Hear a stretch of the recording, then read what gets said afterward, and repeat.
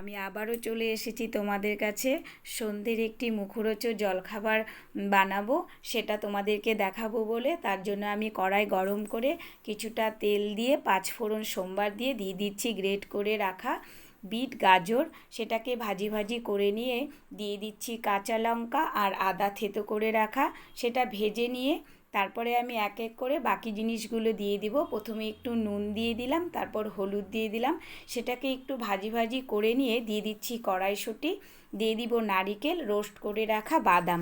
আর চপে একটু নারিকেল বাদাম হলে খেতে যেন মজাটাই আলাদা লাগে, তাই আমি সেই জিনিসগুলোকে দিয়ে একটু নেড়ে চেড়ে দিয়ে দিচ্ছি ধনেপাতা। ধনেপাতার সেন্টটা সবাই পছন্দ করে, তাই আমিও দিয়ে দিলাম একটু ধনেপাতা। আগে থেকে আমি সেদ্ধ করে মেখে রেখেছিলাম আলু 200 গ্রামের মতন, সেটা দিয়ে ভালো করে সবজিটার সাথে মিক্সড করে নিচ্ছি যতক্ষণ না সবজি আর আলুটা আমার একসাথে মিক্সড হচ্ছে। তারপর দিয়ে দিচ্ছি একটু চিনি, মিষ্টি ঝাল খেতে তো আরও মজা। তারপরে দিয়ে দিচ্ছি গুঁড়ো মশলা। গুঁড়ো মশলার জন্য আমি এখানে কি কি ব্যবহার করেছি বলো তো?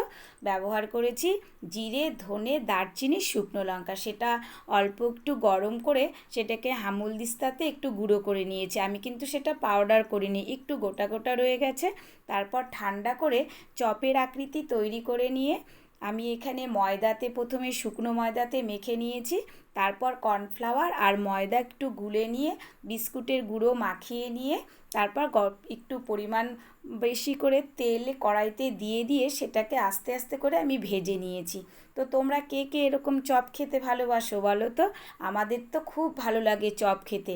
সন্ধ্যায় যদি চায়ের সাথে এরকম চপ থাকে তাহলে তো সন্ধ্যাটা খুব ভালো জমেই যায়, তাই কি না? তো তোমরা কে কে বাড়িতে বানাও আমার মতন চপ? আর আমার বানানোর পদ্ধতিটাও বা তোমাদের কেমন লাগলো সেটা কিন্তু আমাকে বলবে কমেন্ট করে। আর তার সাথে একটু টমেটো সস নিয়ে আরাম করে খেয়ে নিলাম। তো আজকের চপের রেসিপিটা তোমাদের কাছে কেমন লাগলো?